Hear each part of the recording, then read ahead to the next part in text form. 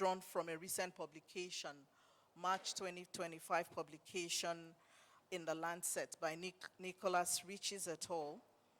This was based on their systematic review and meta-analysis of vertical transmission of hepatitis B in the African region.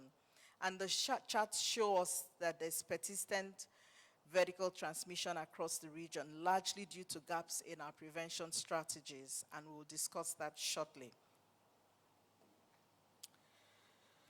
In terms of the progress and the opportunities, we see that despite these challenges, there's a lot to be optimistic about. In the HIV response, we have achieved remarkable success in preventing mother-to-child transmission. In East and Southern Africa, we have an impressive 93% coverage for pregnant women on ART. But when you compare that to West and Central Africa, again, you see the coverage is just 56%. This points us again to the need for intensified action. However, the picture for congenital syphilis is more troubling.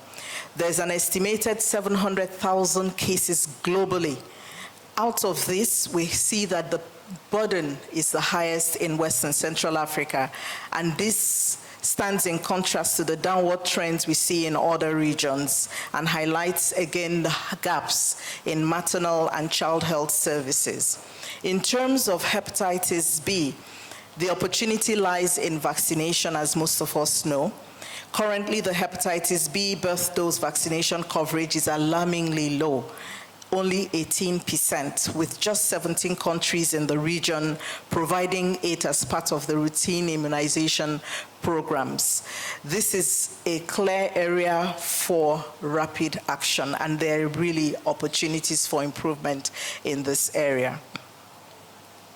Now, if we move on to look at some of the opportunities and potential game changers, I think this brings us really to an exciting point, the knowledge that there is a lot that we can draw from at this time. First, I would like to talk about the new long-acting injectable lenacapavir, which offers additional powerful options for prevention, and these can be used with pregnant women, and that is good.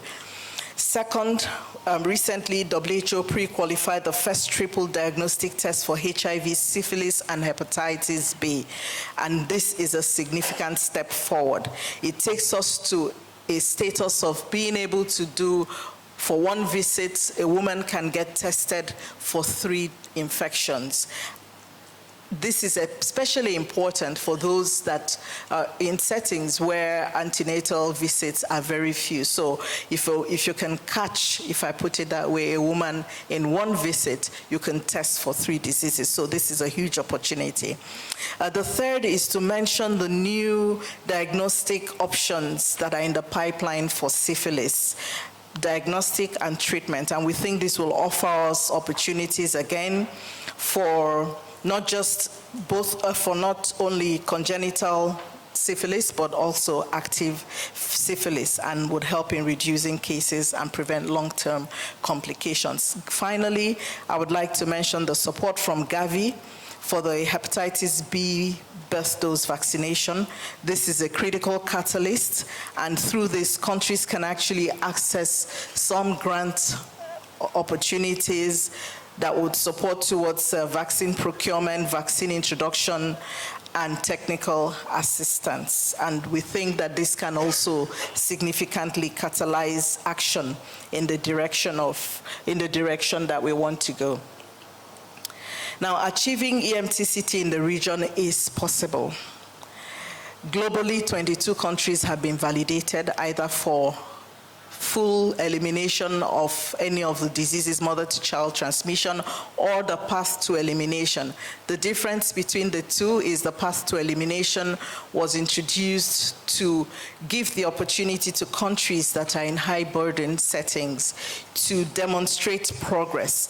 And so we've seen some progress in this area for the region, and we're especially thrilled about the achievement of Botswana, which became the first high-burden country to be awarded gold tier earlier this year for the path to elimination of mother-to-child transmission of HIV. We also had last year Namibia that achieved the silver status for hepatitis B and bronze tier for HIV. These milestones are not just symbolic, they represent countless lives and serve as examples for other countries in the region. So what can we learn from the countries that have been validated? We see 4 important factors that stand out. First, the sustained political commitment and domestic financing. This was exemplified especially by Botswana. We think that this is not negotiable. The political commitment, the domestic financing is critical. The second lesson that we take away is integrated services. In Namibia in particular, they have an approach which is more or less a one-stop shop with everything integrated into antenatal care services. And this is really a gold standard that we need to pursue across all countries. Third is the data systems. Robust data systems are critical and are important for not just the real-time data tracking, but also for course correcting as the response progresses. And last is the need for strong community engagement, including involvement of civil society, peer networks, and we see this as an important bedrock for a sustainable response. Now, to replicate these successes across the region, we must optimize our health systems. WHO has developed a comprehensive framework for the implementation of triple elimination, and it outlines 4 pillars across primary prevention, linkage and integration to services, essential maternal health services, and infant and child health services. But the key and operating word is integration, and the details can be found in the triple elimination framework. On the right-hand side, I've also put out what we call the foundational requirements for validation, and there are 4 key areas: data quality, laboratory quality, program delivery, and commitment to human rights, gender equality, and community engagement. All those are critical for validation and achieving elimination, or the path to elimination. In terms of guidance relevant to triple elimination, WHO has developed a wealth of guidance documents, all the way from the global health sector's strategies to consolidated guidelines, and most recently there's a guidance on hepatitis B, an updated guidance which actually promotes a simplified approach, decentralized care, and makes services, particularly for hepatitis B, more accessible at the primary care level. On that note, I would like to invite you all to the session that we have planned on the 6th of December, where we would go into more details, not just around the path to elimination, what is required for validation, but also learning from what countries have done well, what has worked for those countries that have recently been validated. And as I end, I would just like to note that while the African region continues to face significant challenges, there's been overall progress, but we have to continue to move in order to sustain the progress that we have achieved. And by strengthening political commitment, rooting for domestic financing, that would be the answer to the end that we seek, which is a generation free of HIV, hepatitis, and congenital syphilis. Thank you.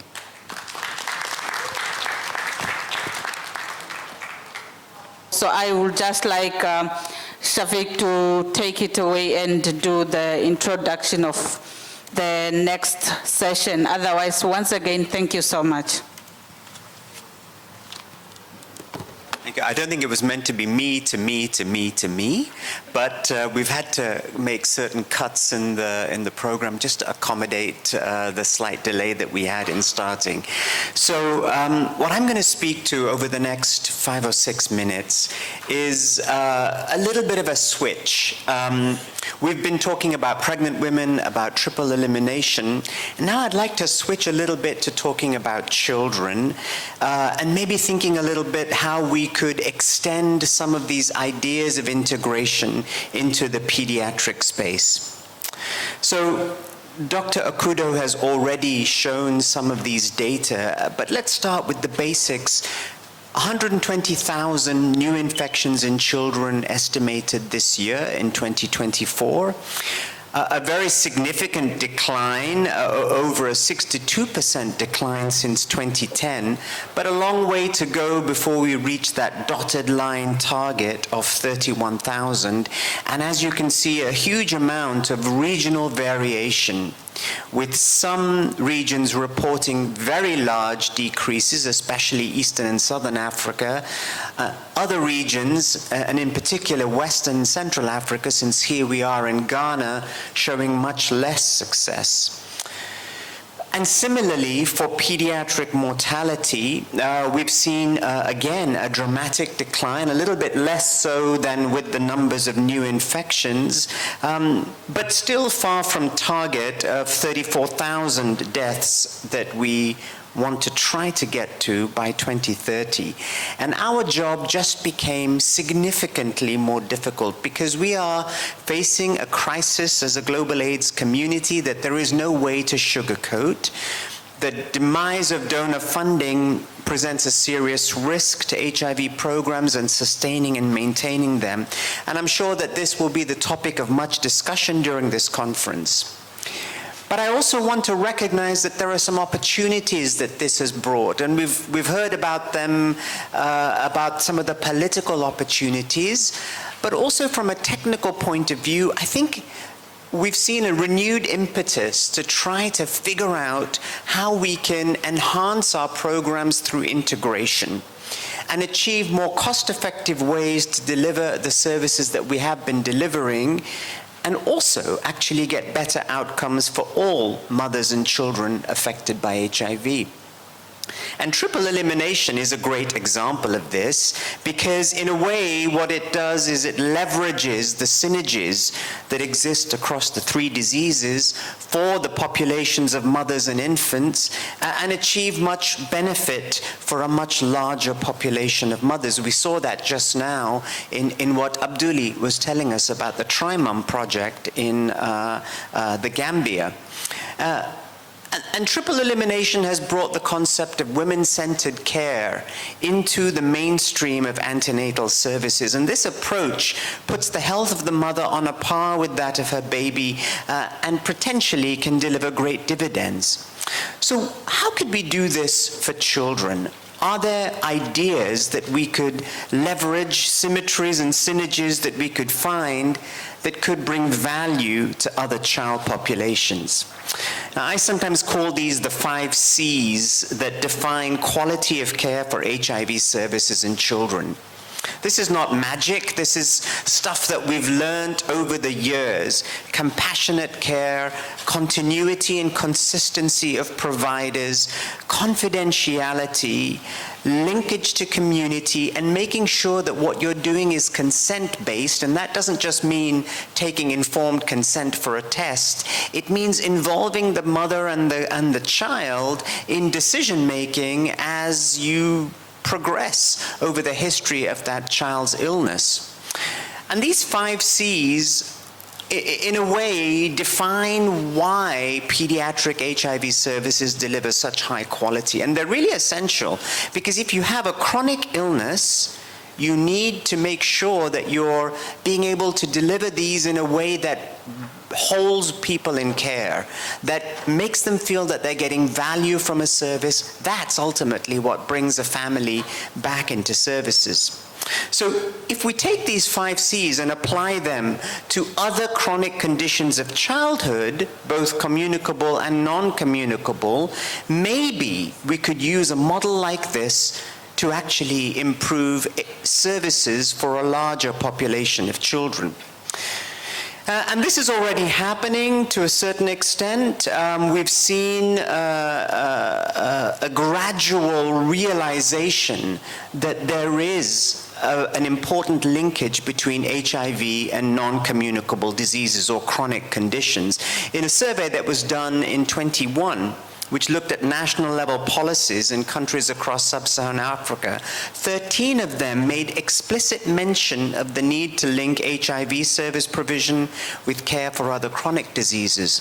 Now that was a few years ago, and since then, many national programs are intentionally folding NCDs and chronic conditions into their HIV systems. And you see that at the national policy level, at the site level in terms of service delivery, and also in communities as interventions are being expanded to be able to impact a greater number of children. Lots of different examples, and we probably don't have time to go into too many of them, but in Kenya, the MOH is merging NCDs and HIV at the national policy level and creating a framework for integrated care. And since last February, they've actually demanded that all existing pediatric programs decentralize and transfer clients over time to local primary health facilities that are closer to the client's homes. Now, this doesn't mean that HIV clinics are being shut down, but rather they become hubs where technical expertise is provided to a broader set of clinics in the local network. Malawi is probably one of the best examples of structured integration at district level. They've developed the IC3 model, which is an integrated chronic care clinic model. That's what IC3 stands for. And this offers HIV and NCD care in a one-stop shop approach for both adults and children. And they've used integrated medical records, shared training approaches, joint supervision for clinicians to enable them to be able to deliver a broader set of services.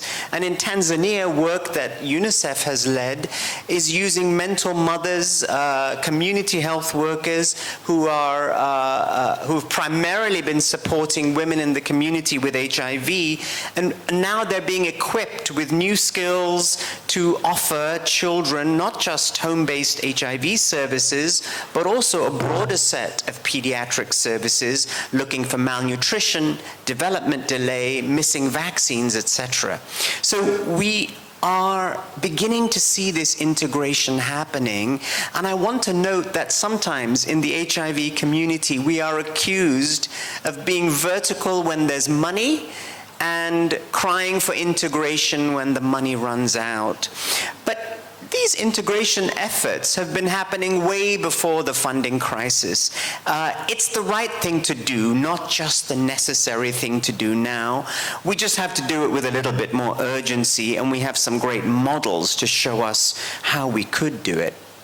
What I've done on this slide is to note that although the evidence is lacking, and there's little of it that's really published systematically, there are, from my review of the literature, several practical points of synergy that are emerging.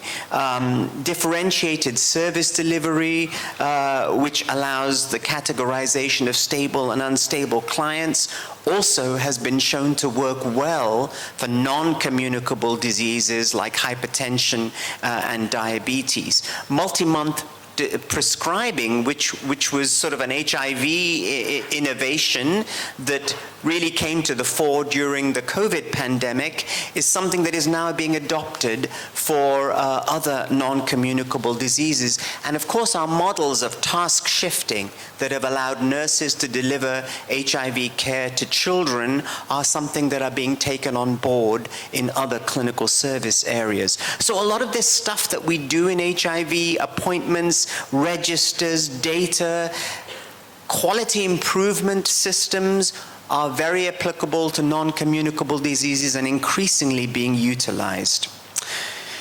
And so to integrate or not to integrate, I think we've been having this discussion for a long time, and some of the concerns have been that quality might suffer, that providers and systems will be overwhelmed, and their reporting requirements will increase, and that, God forbid, we might end up building yet another silo when we are trying to break down the silos and achieve integration. But on the flip side, I think we could even see an improvement in HIV care rather than a suffering of quality. Because if you're able to integrate well, you're also able to decentralize services. And one of the challenges of pediatric HIV is that it's been a bit of an ivory tower service. Our colleagues from PATA are probably in the room today, and what we've often seen is that it's a small number of excellent clinics that are actually shouldering a very large burden of the pediatric HIV care and treatment services that are being delivered on the continent. If we can decentralize into primary care, we can actually reach more kids in the communities that are not being reached currently.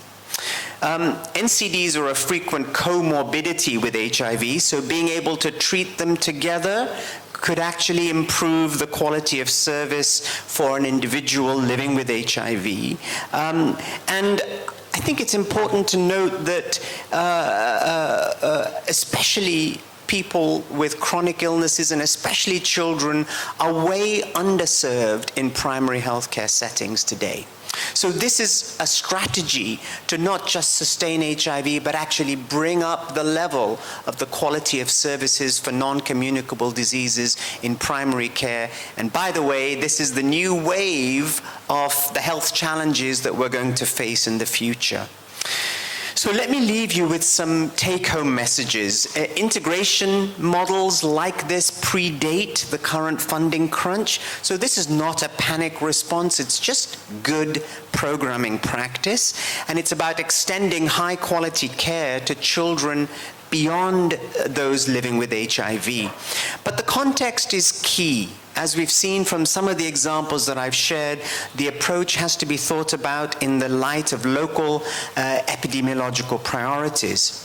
Integration is how we went from PMTCT to triple EMTCT and achieved some of the successes that we have achieved in such a short time. So I think the pediatric integration is a natural next step that we need to come together to figure out how we could do this.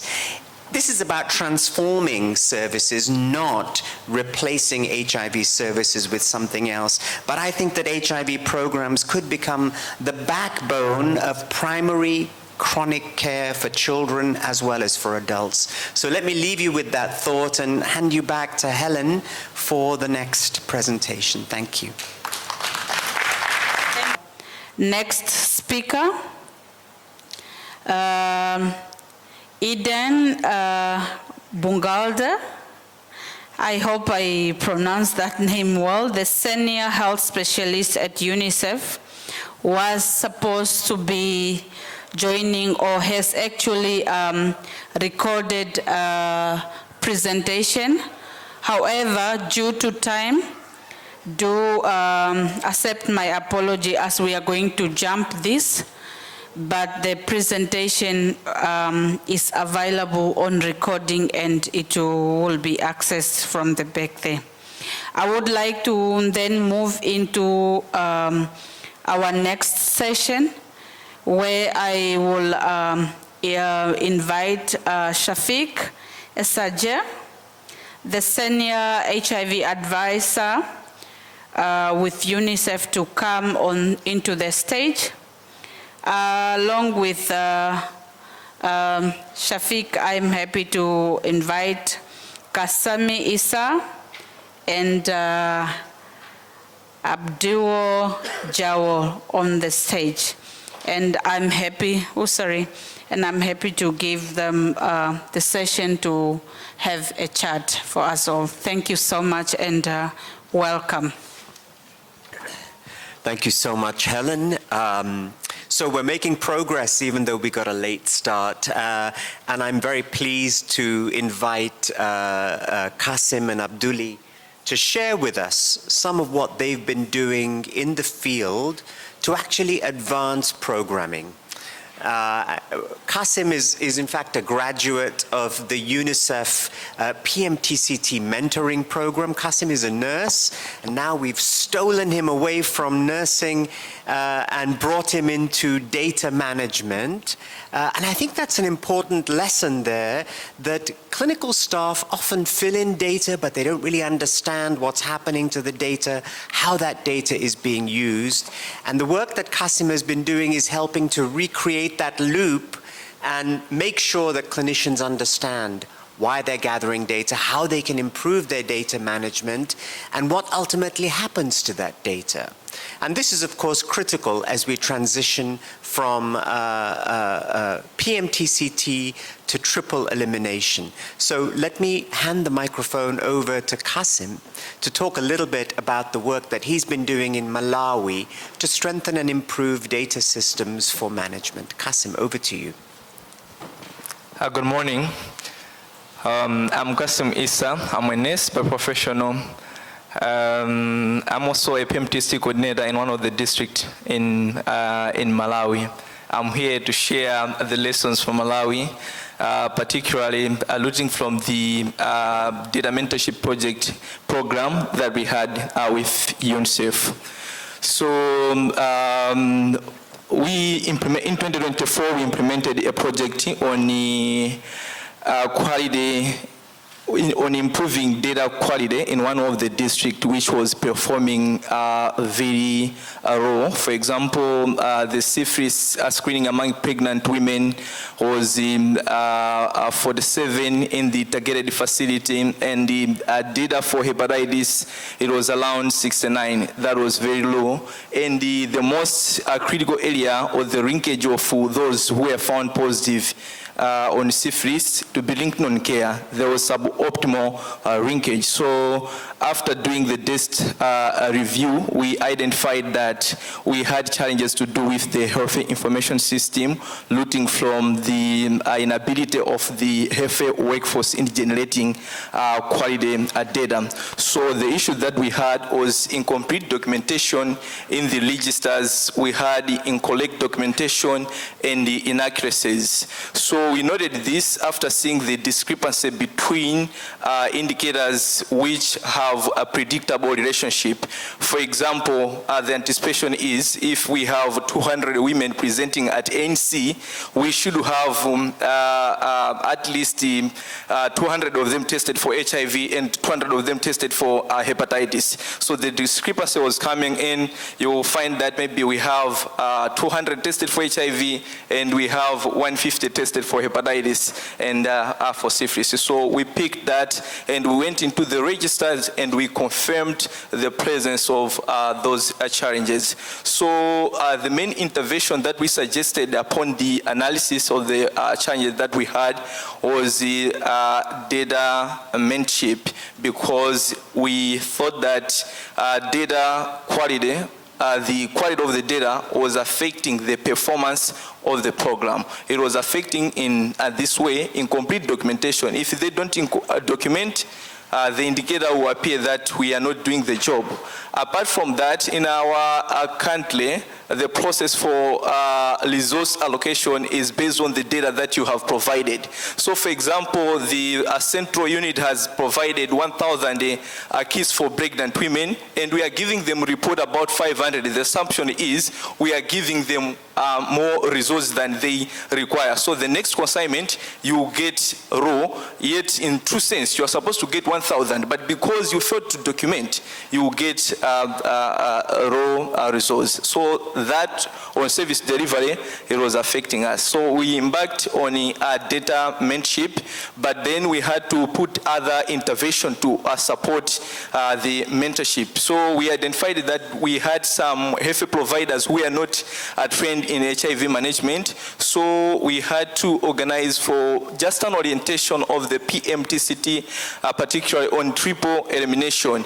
And we had to acknowledge, to make them aware of the data quality issues that we had. So after implementation of the data mentorship, I'm excited to report that we improved the testing from 47 to 99 in the subsequent quarter, and we've managed to sustain that beautiful gain for over 5 quarters. So you can see the sustainability of the intervention that we put, and you can link it to a triple elimination agenda, because one of the requirements we've seen the data quality assessment. For a country to be validated for triple elimination, it has to have a quality data. So they will come and verify from the registers. If you don't have quality data, you will not be validated.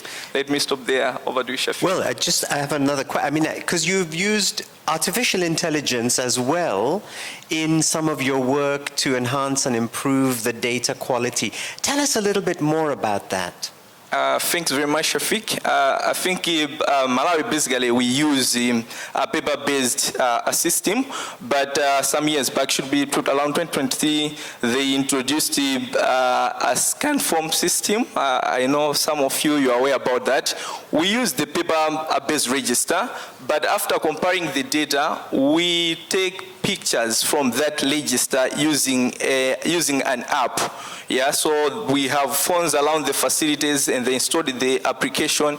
Once you document in the register, you scan. So that application will capture the data, and you'll be able to access it electronically. So using that system, it will help to highlight some of the data quality issues that you have. So for example, you can have warnings. It can warn you that you are not doing well in these areas, and the system sometimes can correct automatically if the issues are not that critical. So for critical issues, they will be listed, and the healthcare professional is supposed to go and correct. So these are some of the issues that somehow before the coming of the system was hard for people to identify physically. Kasim, thank you. That's very interesting how you're able to use AI and eventually maybe use digital data entry itself to accelerate the process of data capture and quality assessment of the data using AI. We're going to come back to you later, but I'm going to turn next to Abduli. Now, Abduli, you're from the Gambia, and you are the coordinator for a research trial called TriMom. I think we can all guess, given this session, what TriMom tries to do. This is research supported by the MRC unit in the Gambia and by the London School of Hygiene and Tropical Medicine. And what you've been doing is to enhance how the systems can be strengthened to improve especially postpartum follow-up for mothers and their infants who are involved in the triple elimination project that you're working on.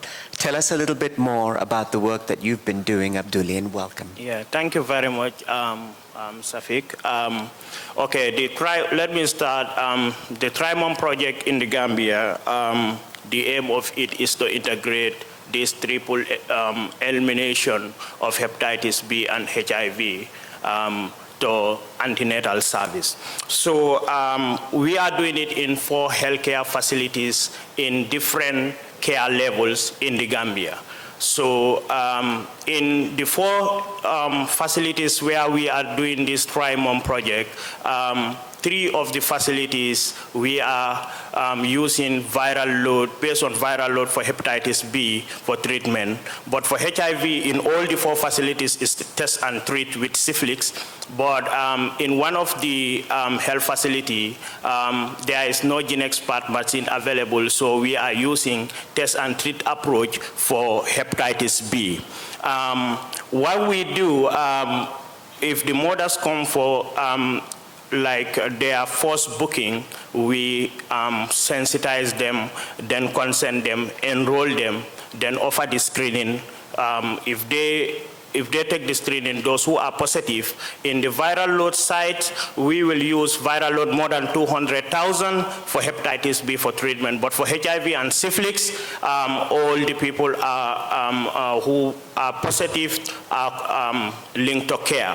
So these mothers, we follow them because we don't want to bring something that will complicate things. So we follow their normal routine healthcare visits that they carry on the health facility. So anytime they come, we are using Red Cap to collect this data. So we look at adherence, we look at outcome. We also enter some of their addresses and contact addresses so that when we need them at any point, we can able to reach them. So we screen about 12,888 mothers, and among these 632 were positive for either of these 3 infections, and hepatitis B was about 432. Then that is about 80-something% of 86% of it, and only 29 were syphilis, and the rest were HIV. So we are working with the young Gambian mothers. They are peer mediators who help us in the follow-up by contacting these patients to come back to look at their adherence and outcome. We also use those peer mediators and some of the field workers for pre-counseling and post-test counseling so that we prepare them for the postpartum follow-up when they are due for that. Yeah. An amazing example of how triple elimination unveils a problem that maybe you didn't realize existed before. You have low prevalence relatively of HIV, but by combining HIV, syphilis, and Hep B, you're now seeing that there's actually a very large population of women living with hepatitis B, chronic hepatitis B, who are at risk of transmitting not just to their infants when they're pregnant, but also to other household members, especially young children in their homes. So I think that kind of synergy is very important for expanding the benefit of the systems that have been put in place to bring services to a much greater population of women and bring the benefits of that to a much larger population of children in their families. Abdulli, can you tell us a little bit more about some of the challenges you've experienced? The Gambia has a very unique geography. You have a lot of cross-border migration. How are you coping with this, and how is TriMom helping you to navigate some of those issues? Thank you very much. Let me start saying, because like the HIV service was the foundation, then when these 2 other conditions were integrated, before we start the TriMom, what we do training need analysis and see, we went to those health facilities, look at what is lacking, what do they need, but we find out that when it comes to hepatitis B, there was huge gap about the knowledge, both healthcare workers and the women that are attending antenatal clinic. So we started by training these healthcare facilities, some of these nurses that are there and healthcare professionals that are there. We also conducted, during their health talks, we conducted some sensitizations where we will educate these mothers about these 3 conditions. You are very right, when it comes to these cross-border issues, we face a lot of challenges during this TriMom. Relocation is one. Relocation, we can talk about it in many aspects because most of these antenatal mothers, when they are coming in the border villages, they will come present themselves as Gambians because they believe that Gambia have a cheaper healthcare service than Senegal. So they will present themselves as Gambians, giving us wrong addresses, wrong telephone numbers, so that they can get the antenatal care service.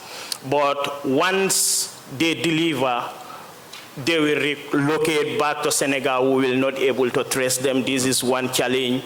We have another challenge on cultural issues when it comes to relocation, because some of these mothers, like once they deliver, we have that cultural practice in the Gambia. They go back to their parents for breastfeeding. And if they go, their care is transferred to wherever the location they are. So most of them are not willing to come back, even though we will offer them different options to come back so that we can, so the only possible way is through telephone, but if the contact is also not working, is very challenging. Another challenge that we are also facing, that, as I told you, the knowledge gap, because outside Trimom, other facilities within Gambia, they are not routinely testing for hepatitis B and syphilis. This is not routinely done. And if even it is done, what is next is always a problem. So this is another challenge that we are also facing. Like when it comes to HIV, outside Trimom, some of these facilities, like they do early infant diagnosis at 2 months, 9 months, and 18 months. This is not routinely done outside other facilities, or sometimes even it is done, it is delayed. So it's another challenge. The other challenge I will talk about is disclosure issue. Is definitely a great challenge, but because most of these people, some of them will not have even telephones where we will contact them. They don't have contacts. They give us their husband contacts without disclosing their status to them. And if you want to talk to the husband and you disclose, it will be an issue. It can end marriages and it can have so many implications. So these are some of the issues that we are facing daily.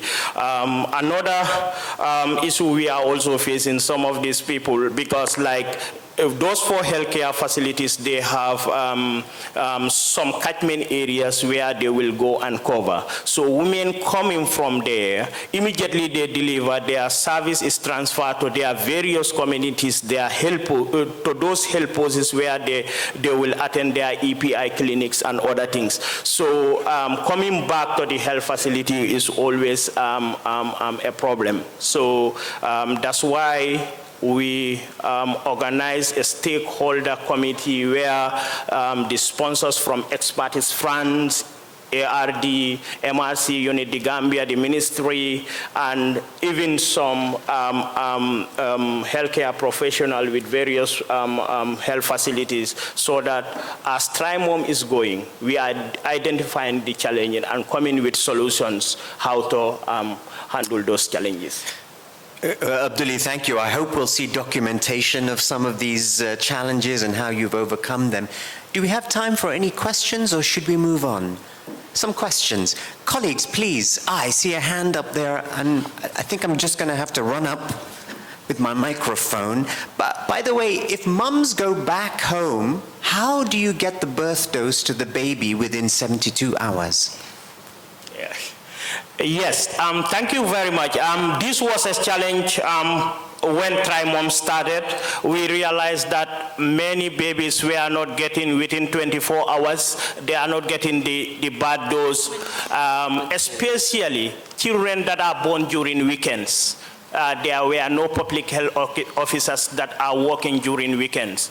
So this was a challenge, but through these stakeholders meetings that we are conducting, we come with a solution where there will be what they call stack shifting, where these vaccines will be handed over to the midwives who are in the labor wards. They will administer this. So although like some of the health facilities have started, but some didn't start yet, but we are working towards the whole country so that they can adopt this system. They also do what is called home tracing. They go and trace some of these children that are home deliveries, because it's a challenge. Most of the home deliveries do not get these vaccines on time. Yeah. Thank you very much. My name is Dr. Mweka Radugbo. I work with Clinton Health from Nigeria. Just my question is for the colleague from the Gambia. maybe I didn't get you clearly. I'd like you to throw more light. You were talking about triple elimination, and you said something about for HIV and syphilis, you do test and treat. But for hepatitis B, you follow the viral load. So my question is, what do you want to achieve? Are you expecting the viral load to reduce without treatment? Can you just open up the mist behind that, why you go for viral load, and for HIV and syphilis, you do test and treat? Yeah, it's right when you say, like for HIV and syphilis, they are using the test and treat approach. Okay, hepatitis B, we are also using two approaches. Some facilities we are using the test and treat approach, and that is 3 of the facilities, and one of the facilities we are using, 3 of the facilities we are using viral load. More than 200,000 are put on TDF prophylaxis, but 3 of the facilities, because they have genus part matching, so we will use those who have the mark viral load 200,000 upwards will be put on the prophylaxis. But where the genus part is not available, we immediately offer them treatment, and we monitor them. Yeah. I think it's time to wrap it up. Helena, I'm sorry that we didn't get to other questions. I'm sure that both Kasim and Abduli would be happy to answer your questions after the session. Thank you very much. The beauty about this, we are all here, and there's always time to partner and catch up and collaborate after that. Otherwise, thank you so much for a great discussion, and thank you so much, Shaffiq, for leading this. I now move into inviting Dr. Kimberly Green to the stage. She is the Global Director of Primary Healthcare for Perth, and Dr. Albert Komba, the Project Director for SAFEStart, onto the stage. They will then present to us the forward-looking approaches and adaptable, sustainable vertical transmission prevention program that address both existing and emerging, re-emerging infection disease. You're welcome. Thank you so much for the warm welcome. Yes, so thank you. Oh, it feels good. After standing in that long line, that hot line, that felt really good. So thank you for registration. So yes, as was presented, Dr. Albert and I will be discussing some of the forward thinking and opportunities for us as we're speaking to integration, as Dr. Shaffiq and many others have spoken to, and with real examples through Gambia, Malawi, and other countries. We'll be talking about some real life integration that's happening that includes HIV, syphilis, and hepatitis B as part of elimination of vertical transmission, but also goes more broadly than that. And so I want to pull back a little bit and just really think about where we are right now in terms of neonatal mortality. And so as you can see here, the difference between low-income countries and high-income countries related to neonatal mortality of all causes. Oh yeah. Yes, there you go. Is significant. It'll take 80 years until the lines cross where neonatal mortality will be as low as it is in high-income countries. And so obviously there are a whole host of reasons for this, but major regions of course also relates to infectious diseases, including HIV, syphilis, and Hep B. So as we also think about stillbirths, you can see in the highlighted countries, this is just a selection of them, there's still extraordinarily high rates of stillbirth across a number of countries in the continent, as well as high rates of maternal deaths. So significant amount of work is needed more broadly in the antenatal care, interpartum, and postnatal care space. And so we think about antenatal care and postnatal care as this amazing opportunity for integration. In some countries, we have up to 90% of women who come one time for antenatal care. And in that one time, it presents this phenomenal opportunity to do as much screening, counseling, care, and health promotion as possible. And why does this matter? I think we all know, because it will help to reduce complications from pregnancy and childbirth, but also it will support reduction of stillbirths and perinatal mortality. And so as we think then more broadly about an overall life course approach, we think about integration, we think about the health and well-being of women, their newborns, their partners, and girls' health overall. The work that we're doing in HIV, and now thinking about HIV, syphilis, hepatitis B, really sits within this broader continuum of care that's essential to optimize health. And it stretches, of course, as part of pregnancy and childbirth, and as part of postnatal care, but through a lifetime. And so this is really the lens or the perspective which is really critical for us as we're thinking about healthcare opportunities in that specific moment of pregnancy, childbirth, and the postpartum period. And so now specifically looking at triple elimination. So we know that HIV, syphilis, Hep B, and also for us, we include Chagas disease as part of the work that we do. We know they contribute to the leading causes of preventable stillbirth and child mortality. We also know for a whole host of reasons that progress has stymied, including, as Shaffiq very well articulated, the current challenges that we face this year, but also challenges with stigma and discrimination, and some women who have more challenges in accessing services than others, and the critical importance of community involvement, which isn't always the case in the way that services are designed and delivered. And so with that, I want to turn to a couple of case studies of really interesting work that's underway that's looking at more broader integration of disease screening through pregnancy, through postpartum.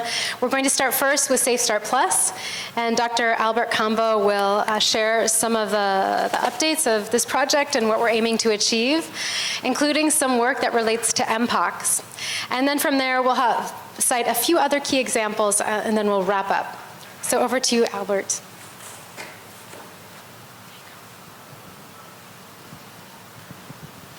All right, thank you very much, Kim. I need those claps as well, because I was in a long line. Thank you. So it's upon the background that my colleague Kim just highlighted. This new project, SAFEStart Plus, was born. And basically, this is a UNITAID funded project led by PATH. And we have two co-leads. This is an international community of women living with HIV in East Africa, but also the World Hepatitis Alliance. SAFEStart Plus stands for a country and community-led scale-up of accessible, integrated, and family-centered elimination of vertical transmission services for a healthy start. And the project started in May 2025 and hoping to be extending up until 2029. So SAFEStart Plus project scope is sort of organized in 5 interlocked outputs. And the first output, which is really the core, this is a country-led EVT demand adoption and scale-up, enabled through strong community and stakeholder leadership and system strengthening.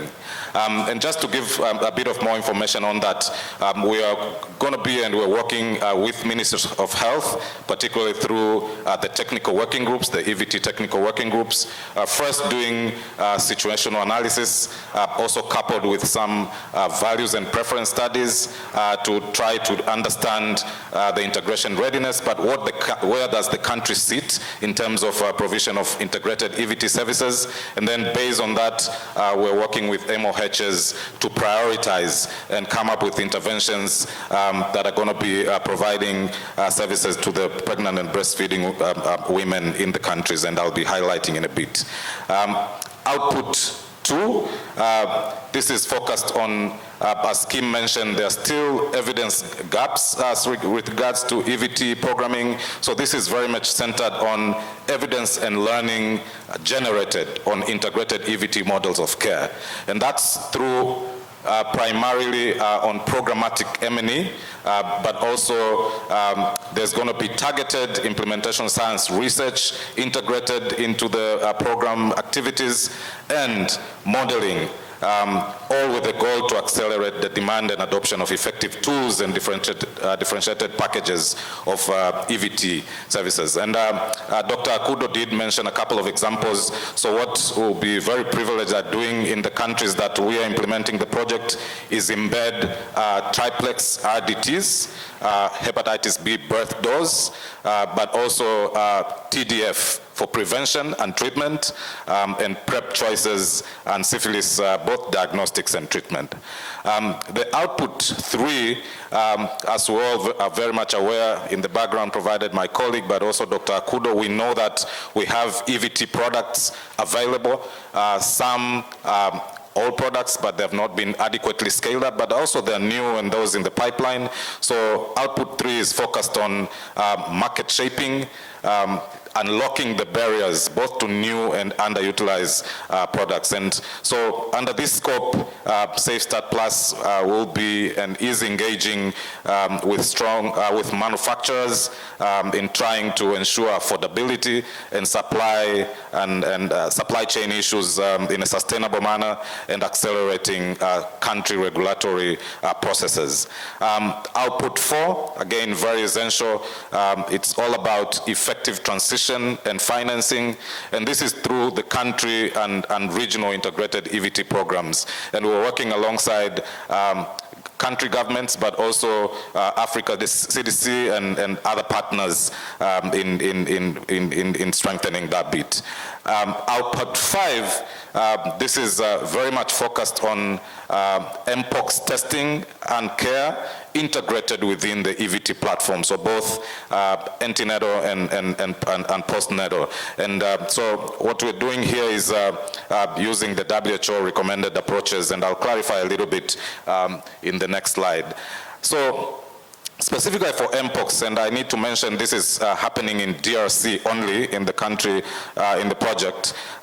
We have a couple of interventions integrated into the ANC and PNC platforms. First one is to increase Mpox screening and access and community awareness by applying the WHO Mpox, HIV, and syphilis testing, referral, care and treatment, also IPC. And then output, the second intervention is providing integrated point of care testing as soon as they become available, and leveraging on the antenatal care platform, but also home visits for targeted risk communication and community engagement. And then RDTs, and also we are going to be supporting or sub-granting local NGOs for some of the community work. So before I turn to my colleague, I'll just highlight a little quick. This is not moving. I am, sorry about that. I think it's stuck.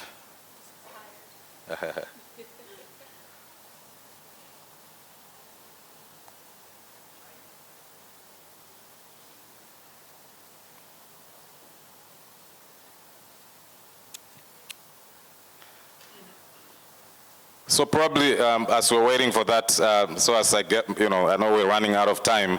I think I want to mention 2 things before I pass over to Kim to carry on.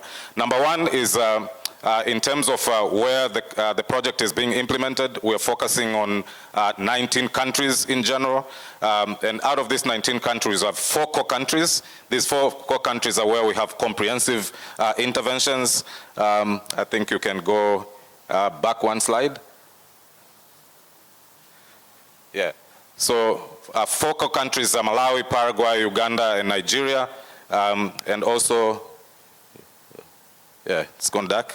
And then We have focus countries where we have very targeted interventions. This is DRC, Brazil, South Africa, Senegal, and Vietnam, and a couple of other countries. So I would wind up by saying, how does SAFEStart Plus focus on scalability? This is going to be achieved in 4 ways. One, generating the evidence through the programmatic learning, CQI, and implementation science research. And this is going to be offering the country kind of a playbook to be able to scale up interventions. And then we're going to be informing the WHO guidelines, so I didn't mention, but we are collaborating closely with WHO and PAHO, and then addressing some of the supply barriers. Addressing some of the supplies barriers, and then the last one, improvement across the countries, particularly through peer learning. So let me pass it over to my colleague Kim, and sorry about the slides. Thanks, Albert. Okay, let's see if we can continue. Yes, all right. Yeah, so basically looking forward, we see opportunities. Obviously, there are a number of challenges, and we know what those are. But in terms of opportunities, pregnancy itself is an opportunity. Even with one ANC visit, it's an opportunity for combined screening, as we've spoken to. However, there are still a number of infections that are not routinely screened for in pregnancy or through the postpartum period that can result in very poor outcomes, including stillbirth, preterm delivery, low birth weight, and more. And so, as we've highlighted, this includes HPV, and we heard great examples about work that's happening in Gambia. It's happening in a number of other countries. There's finally screening that's happening for Hep B. There is greater access to Hep B birth dose, and there's greater access to treatment for chronic Hep B, but it's not enough. The screening coverage is very low, and so there's a tremendous amount of work that needs to be done there. But also for malaria. Malaria is it causes severe morbidity and mortality in pregnancy and for newborns, as well as bacterial STIs. We now have point-of-care platforms that are at the precipice of being ready, that are low cost, that would enable the diagnosis of gonorrhea, chlamydia, trich, that are portable and could be used in primary health care, could be used in community settings, likely to be used also in pharmacies, that would enable rapid screening and diagnoses on site, and then the ability to treat for bacterial STIs. So this is something that we really hope and do want to see more work done in, given the tremendous impact that STIs has in general on individuals, but also particularly in pregnancy with poor outcomes, as well as just generally UTIs and TB, which I think we don't talk often enough about in pregnancy. So with that, I wanted to share a very brief example of some work that's been done in Ghana, here working with the Ghana Health Service to take this broad lens, to really just look at how integration of screening overall can happen in pregnancy and to enhance ANC uptake through group ANC sessions. So I won't go into great detail, but just to say this work was fantastic because it resulted in overall screening of bacterial STIs and many other disease areas. There's some great training tools that are available for this work. Happy to share more about this. And also to flag maternal immunization, which is also an amazing opportunity to prevent disease in pregnancy. So key takeaways: focus on integration. This is a great opportunity for people-centered care for women, newborns, and partners. It's really key to look at bundled screening and services.